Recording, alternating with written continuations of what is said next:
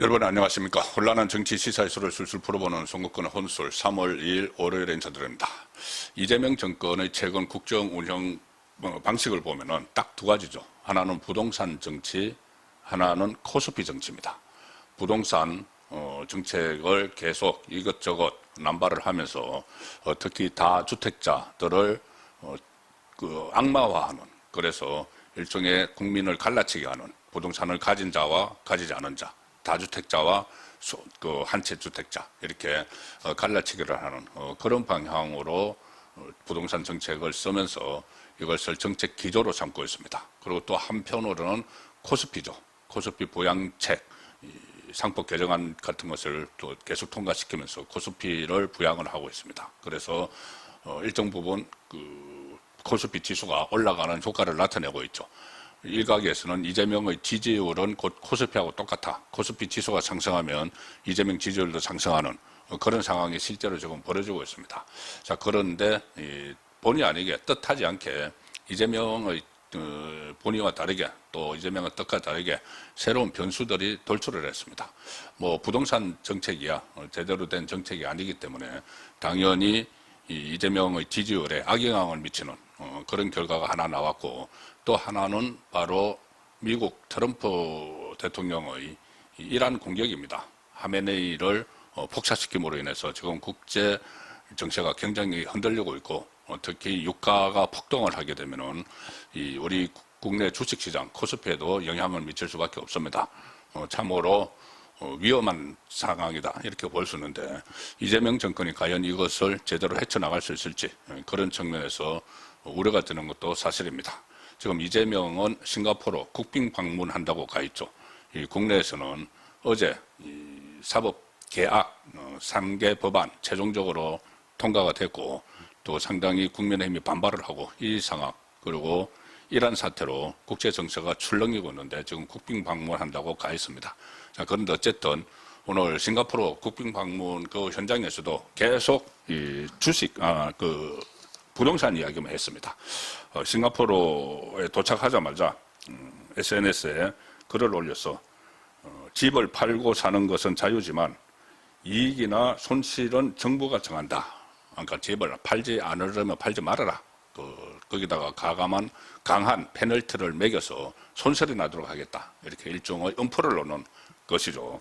그리고 심지어 싱가포르 대통령하고 만나서도 부동산 이야기를 합니다. 부동산이 사회 문제가 되지 않는 나라 싱가포르에서 많이 배우겠다, 또 이런 이야기를 합니다.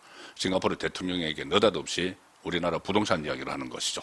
그런데 싱가포르와 우리는 어떤 사회 제도나 환경이 상당히 다릅니다. 그런데 그 싱가포르 가서 한국의 부동산 정책 내가 지금 바로잡고 있어, 그래서 여기서 많이 배워가겠어, 또 이런 이야기를 한 겁니다.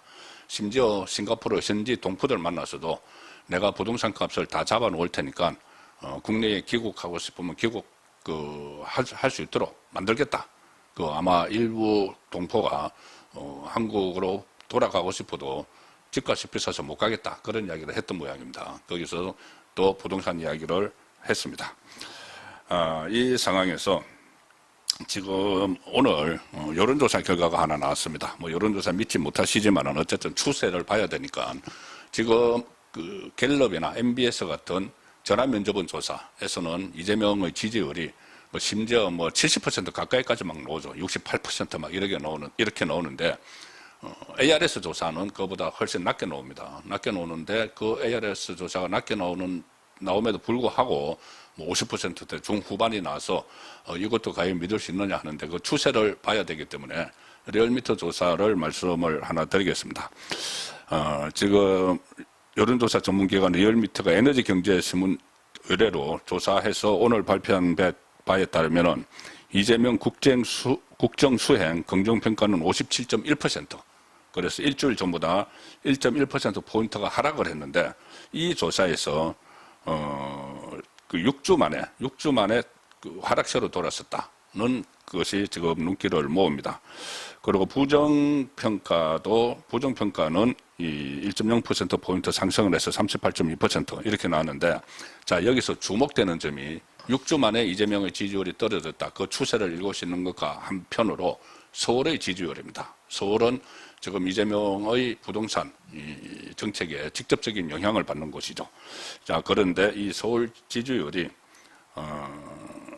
하락폭이 가장 컸습니다. 지역별로 보면은 서울시의 유권자들 하락폭이 가장 커서 이재명 긍정평가가 지난주에 56.5%였는데 이게 40%대로 떨어졌습니다. 40%대로 떨어져서 49.9%, 그 6.6%포인트가 떨어지는, 자, 이런 그 상황을 보였습니다.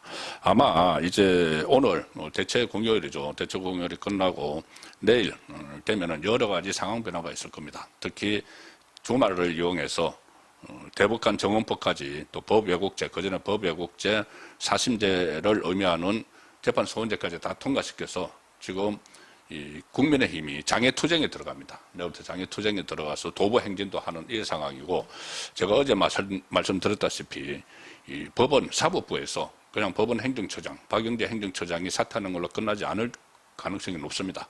조희대 대법원장이 뭔가 지금 이 준비를 하고 있다는 말도 들리고, 기자회견을 통해서 본인이 사퇴하는 것은 최하책이죠. 그것이 아니고 이재명에게 거부권 행사를 요구하는 그 악법, 세계의 사법 악법에 대해서 그런 초강수를 둘 수 있다는 말이 나오기 때문에 내일 되면은 다시 상황이 변하는데, 또 하나 내일 주시해야 될 것이 있습니다.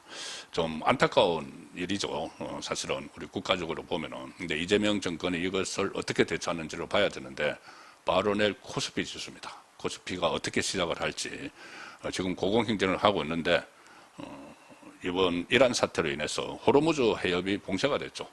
또 전 세계 석유량의 20% 내지 30%가 통과하는 그 호르무즈 해협이 봉쇄가 됐기 때문에 유가가 뛸 수밖에 없고, 그러면은 전 세계 경제에 타격을 주고 그게 한국에도 영향을 미칠 수밖에 없는 상황입니다. 지금 당장 지난 주말 시작된 미국하고 이스라엘의 이란 공격 여파로 글로벌 자산 시장이 출렁이고 있다는 보도가 지금 나오기 시작을 했습니다. 이란 혁명수비대가 원유 해상 수송량 20%를 차지하는 호르무즈 해협을 사실상 봉쇄를 해서 국제 유가가 벌써 급등을 하고 있다. 브렌트유 가격이 오늘 오전 한때 배럴당 $80 안팎의 거래가 되면서 지난주 금요일 종가보다 무려 10%포인트까지 급등을 했습니다. 자, 주가가 급등을 하고 있고, 반면에 주요 국가의 주식은 급락을 하고 있습니다. 이란 전쟁의 암운이 지금 덮치고 있는 상황이죠. 아시아 증시가 지정학적으로 충격을 그대로 특히 받았는데, 일본 대표 주가 지수죠. 니케이 평균이 개장 직후 2.7%까지 급락을 했고, 오전 중에 홍콩 항생 지수는 2.08%, 대만 곽건 지수는 0.67% 하락을 했습니다. 자, 우리 주식시장은 오늘이 3.1절 대체 공휴일이기 때문에 오늘 휴장 중이죠. 근데 내일 아침에 어떤 영향을 받을지도 지금 관심 깊게 지켜봐야 되고, 자, 이재명이 여기에 대해서 제대로 또 대처를 하지 못하고 우왕좌왕하는 모습을 보이면 이 국민 그 투자자들에게 상당한 손실이 갈 가능성도 지금 배제할 수 없습니다. 물론 내일 상황을 지켜봐야 되겠지만은 지금 일본의 주가나 아시아 쪽 직접 영향을 많이 받는 아시아 쪽 그 영향이 상당히 크기 때문에 내일 그 한국 코스피 지수의 이 출발점도 상당히 관심을 모으는 것이죠. 어쨌든 이재명이 여기에 대해서 제대로 대처하지 못하면 이재명의 지지율은 코스피하고 거의 연동되어 있기 때문에 이재명이 다시 내리막길로 떨어질 가능성도 배제할 수 없다. 그렇게 보입니다. 오늘 상황 다시 정리를 하고 종합해서 저녁 8시 라이브 선거권의 정치쇼 시간에 뵙도록 하겠습니다. 감사합니다.